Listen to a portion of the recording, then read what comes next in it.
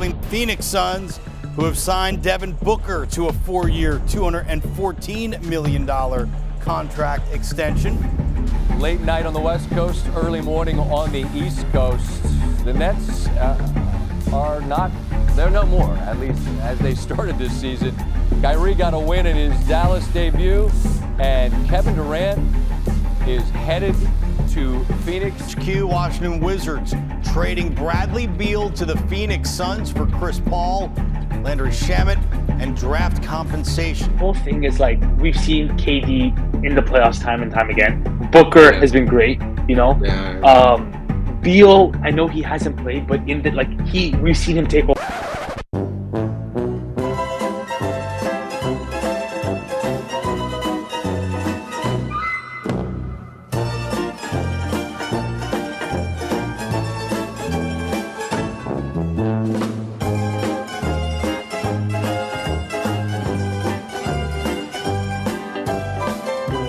Yeah, these guys suck. Roll the intro. 6 topics.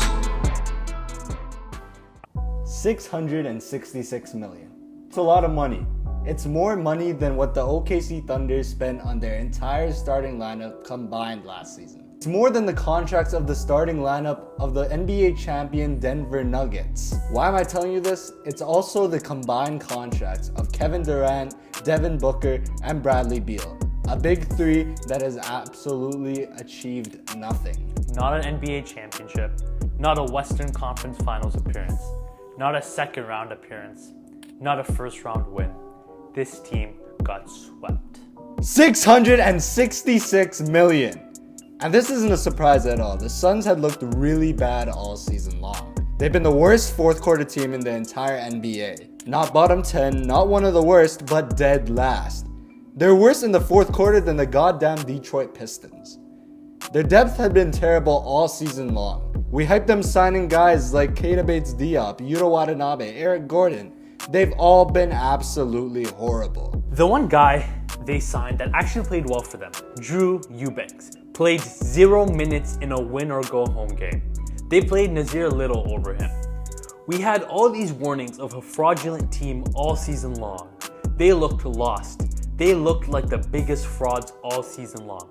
Yet, we convinced ourselves that they were contenders and would be competitive. We put them in a dark horse contenders tier in one of our videos, for God's sake. All signs pointed to them being frauds, and we were all blind because of the flashy big three: Kevin Durant, Devin Booker, and Bradley Beal. I thought we proved that this model doesn't work, unless you're the Golden State Warriors. Our question for today's video: what do the Suns do now? Their offseason was actually quietly successful. Frank Vogel had lost the locker room, so they fired him and chose an NBA champion head coach in Mike Budenholzer. Their biggest free agency move this offseason was signing Tyus Jones on a veteran minimum, an absolute bargain for a team that desperately needed a true point guard. During the draft, they added a defensive piece in Ryan Dunn, who very well could be playing real minutes in a year or two. With their starting lineup, we already know that playing Bradley Beal at point guard doesn't work, which is why I would do the crazy thing of splitting up the big three and having Beal come off the bench. A lineup of Jones, Booker, O'Neal, Durant, and Nurkic honestly looks a lot better than if you're forcing Bradley Beal to play his unnatural position of point guard. Plus, having Beal off the bench would make him an instant 6th Man of the Year favorite. Off the bench, they'd have guys like Grayson Allen, Bradley Beal, Mason Plumlee, and Josh Okogie. The rest still need to earn their way into the rotation, but they have some interesting names out there as well. Damian Lee finally being healthy is a name to look at, and Bobo had a 2-week stretch last season where he looked unstoppable. Is this all enough to compete though? Solid team all around, but for a win-now team, it looks like a very thin lineup. Last season they finished ahead of teams like New Orleans, Sacramento, Houston, Memphis, all teams that are projected to be a lot better than they were last year. And the only team ahead of them that could potentially fall off is the Clippers. So right now, we're looking at a team that's in a win-now mode that genuinely could fall into the play-in. The one thing they have on their side is chemistry.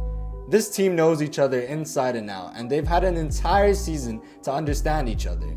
Now it's time to let that translate to some winning basketball. The Phoenix Suns have one more first-round pick to play around with. If they move it, it has to be for someone who complements the roster. I would definitely trade for a defensive-minded wing. Royce O'Neal's solid, but let's be real, he's not stopping any of the superstars in the Western Conference. They need to get lucky and find a perfect player that fits their system that is also being sold for cheap. If it doesn't work out this season, Matt Ishbia, cover your ears. They might have to press the panic button and blow this up. Look at it from this perspective. Anything less than one championship from this team, and you've traded all your draft capital for absolutely nothing. A complete failure. If you don't see this team doing anything, then why wait and let Kevin Durant get older? Why wait for Devin Booker to ask out and take away all your leverage? If you don't think this core can win a championship, they have to move on and try to salvage something out of this roster. Pride in a team you've built can really screw owners over. Just look at the Toronto Raptors. They took way too long to commit towards a rebuild and ended up trading Pascal Siakam for a lot less than what they could have in past years. Kevin Durant is only getting older. He only has so many years left. And when a team like Houston is looking to actively add Durant and is willing to give up major draft capital for him, including yours, it's going to be hard to say no. These are some tough conversations that the Phoenix Suns need to have, but luckily, we don't make any decisions here. And that's it for today's video. Thank you all so much for watching. It's been your boy Mahdi. And it's been Yousuf. And we'll see you next time. Peace out.